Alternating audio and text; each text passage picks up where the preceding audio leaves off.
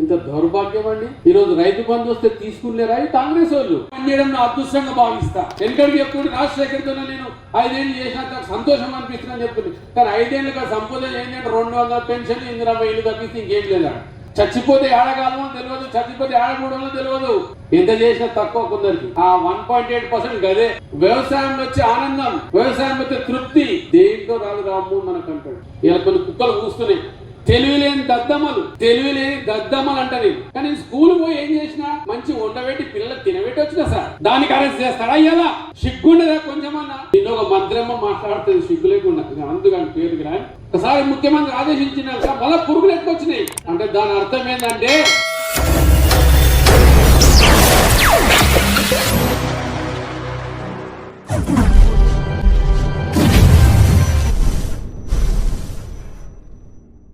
తెలంగాణ సాధించి 10 ఏళ్ల లోపట్నే తెలంగాణని భారతదేశంలో నంబర్ 1 స్థానంలో నిలబెట్టిన వ్యక్తి మన కేసీఆర్ సార్. రైతులకు కానీ, ఉద్యోగాలలో కానీ, ఇతరత రెవెన్యూ సిబ్బందితోనే కానీ ప్రతి ఒక్కటి ఏది వదలలేదు సార్. ఎవ్వరికి ఏం కావాలో అన్నీ చేసేది. ఏ చిన్నపిల్లల దగ్గర నుంచి మొదలుకుంటే ఒక చిన్నపిల్లవాడు స్కూల్కి పోతే ఆ చిన్నపిల్లవాడికి దాదాపు 1,25,000 రూపాయలు సంవత్సరానికి ఖర్చు పెట్టి చదువు చెప్పించి ఈరోజు చూస్తే అధోగతి గురేవన్నీ. సంవత్సరంలో పట్టిన మనం 10 ఏళ్ళకి ఎక్కిపోయినా మళ్ళా. కానీ దాన్ని ఏదో మసిపూసి మాడకాయ చేసి మాట్లాడుతున్నట్టున్న అధికారులు కానీ, ఇక్కడ ఉన్న స్థానిక ఎమ్మెల్యేలు కానీ, మంత్రివర్యులు కానీ ఇంత దౌర్భాగ్యం అండి. ఈరోజు రైతు బంధు వస్తే తీసుకునేరా కాంగ్రెస్ వాళ్ళు. హాస్పిటల్లో పోతే సీఎంఆర్ తీసుకొని బాగు చేసుకునేరా ఇల్లు. కరోనా వస్తే గాంధీ హాస్పిటల్లో భారతదేశంలో లేని మందులు మన గాంధీ హాస్పిటల్లో ఉండి కరోనా నుంచి ఎంతమందిని బతికించుకున్నాం మన కేసీఆర్ సార్. అది మర్చిపోయింది సార్. ఇవన్నీ తాత్కాలికంగా ఇప్పుడు ఎవడొచ్చి ఒక జేబులో పనిచేయడం నా అదృష్టంగా భావిస్తా. వెనకడికి ఎప్పుడు రాజశేఖర్తో నేను 5 ఏళ్ళు చేసినాక సంతోషం అనిపిస్తుందని చెప్తుంది. కానీ 5 ఏళ్ళుగా సంపద ఏంటంటే 200 పెన్షన్, ఇందిరా ఇల్లు తప్పిస్తే ఇంకేం లేదా. ఈడ తినే తిండి కాడ నుంచి మొదలుకుంటే కాష్టం వరకు ప్రతి ఒక్కటి ప్రభుత్వం భరిస్తుంది. ఈరోజు గ్రామాల పోటీ ఎంత తెలివిగా, ఎంత ముందు చూపుతోనే మనకు అన్ని చేసి పెట్టిందంటే మనతో వైకుంఠ ధామాలు ఉంటుండేనా? లేదు సార్. చచ్చిపోతే ఏడగాలమో తెలియదు, చచ్చిపోతే ఏడకూడమో తెలియదు. దానికోసం ఆ శనుడు ఈ శనుడు పీకాడుకుంటుంటే నా శనికాడ ఉండవద్దు, నా శనికాడ చేయొద్దు. కానీ ఈరోజు మంచిగా వైకుంఠ ధామాలు ప్రతి గ్రామాన్ని చేసింది. పిల్లలు ఆడుకోనికే క్రీడా ప్రాంగణాలు చేసింది. ఇన్ని గానం చేసిండ్రు. మరి ఎక్కడో మనము మళ్ళీ తక్కువ పడ్డదు మందికి మాత్రం. కానీ 1.8% తక్కువ పడ్డది. మాకు చాలా బాధ అనిపించింది.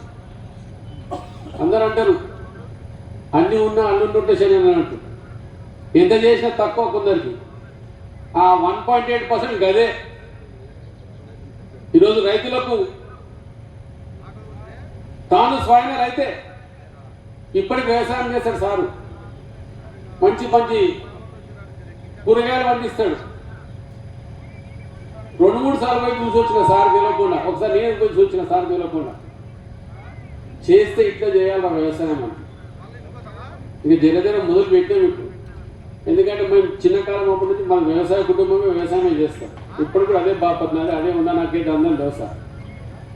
కానీ ఒకటే చెప్తాడు, వ్యవసాయం వచ్చే ఆనందం, వ్యవసాయం వచ్చే తృప్తి దేంట్లో రాదు రాము మనకంటాడు. చెప్పండి, మీ ముందరికి వస్తాం, మీ గ్రామాల పొందుకు వస్తాం, మీకు ఏ సమస్యలు తీర్చిపోతామని చెప్తాం. ఇలా కొన్ని కుక్కలు కూస్తున్నాయి, చూస్తున్నా. మొన్న మమ్మల్ని తీసుకుపోయి జైలుపెట్టింది, అరెస్ట్ చేసి తీసుకుపోయి 4 గంటలకు పొద్దున వచ్చి ఏమిటి తీసుకుపోయారు అర్థం కాదు. తెలివిలేని దద్దమ్మలు అంట నేను. అట్లా ధర్నా చేయాలనుకుంటే, అట్లా ఏమని అనుకుంటే అంతకు ముందులో చేస్తుండే. నేను పోయి మొదటి రోజు పోయినాడే చేస్తుండే. కానీ స్కూల్ పోయి ఏం చేసినా మంచి వండబెట్టి పిల్లలకు తినబెట్టి వచ్చినా సార్ దానికి అరెస్ట్ చేస్తాడా? ఇలా సిగ్గుండదా కొంచెమన్నా? మానవత్వం అది నేర్పిన వ్యక్తి మా కేసీఆర్ సార్ మాకు ఇవ్వాలా. ఎవరైనా సరే ఒకరి ఇబ్బందుల్లో ఉంటే వాళ్ళని సహకరించాలంటాడు, కానీ వాళ్ళని ఇంకా కిందికి తొక్కొద్దని అంటాడు. అది పిల్లలతో రాజకీయం చేస్తారా ఇల్లు? నిన్న ఒక మంత్రమ్మ మాట్లాడుతుంది సిగ్గు లేకుండా, అందుకని పేరుకి రా. దాంట్లో అంట మేమేదో విషపూరితంగా చేసినామంట. ఎవరైనా తిండిలో విషపూరితం చేస్తారా? మంత్రులు మాట్లాడతారు. ఒకసారి ముఖ్యమంత్రి ఆదేశించినాక కూడా మలెట్లు వచ్చినాయి పురుగులు. ఒకసారి ముఖ్యమంత్రి ఆదేశించినాక మళ్ళీ పురుగులు ఎత్తుకొచ్చినాయి. అంటే దాని అర్థం ఏంటంటే అధికారము, అడ్మినిస్ట్రేషన్ గుండు సున్నా. అడ్మినిస్ట్రేషన్ లేదు సార్. అదే కేసీఆర్ సారు 10 జిల్లాలను కాస్త 33 జిల్లాలు చేసిన ఘనత మన ముఖ్యమంత్రి గారి అడ్మినిస్ట్రేషన్. పంచాయతీ తీరువే అంటే శతకాలే. రాజశేఖరుడు శతకాలే చేయలే. మేము పోయి ఒక్కోసారి అడిగినాం, సార్ గిట్ట మనకు ఉందంటే తప్పకుండా చేద్దాం రామ్మోహన్, టైం వేయండి నాకు అన్నాడు. చేసి ఈరోజు ఎంత హాయిగా ఉన్నారంటే ఎవరి గ్రామ పంచాయతీలు వాళ్ళకు ఏ కొట్టాటల్లో తగాదల్లో ఉండి, అలాంటి దూరపు ఆలోచన వ్యక్తి మనకు కేసీఆర్ సార్. కూడా గౌరవించి ఆయన పెట్టిపోయిన స్కీమ్లను కూడా గౌరవించి ఆ స్కీమ్లను నడిపించిన వ్యక్తి మన కేసీఆర్ సార్. అది కేసీఆర్ అంటే. సరే, ఇప్పుడున్న ముఖ్యమంత్రి గారి సంగతి మీకు తెలిసిందే. ఆయన ఎక్కడ చేపలు పడతాడో, ఎక్కడ నీళ్ళు పోస్తాడో, ఎక్కడ ఏం చేస్తాడో తెలియదు. ఎందుకంటే ఆయన చిన్నప్పుడు చూసిన వ్యక్తి కూడా ఎట్లా బతికిండు, ఏ విధంగా పైకి వచ్చాడు. కానీ అదృష్టం కొద్ది ముఖ్యమంత్రి అయ్యిండు. అది 1.8%. ఎంత? 1.8%. అది అంతకుమించి ఏమీ లేదు సార్ అక్కడ. దానికి మనం భయపడాల్సిన అవసరం లేదు. Like, share, subscribe.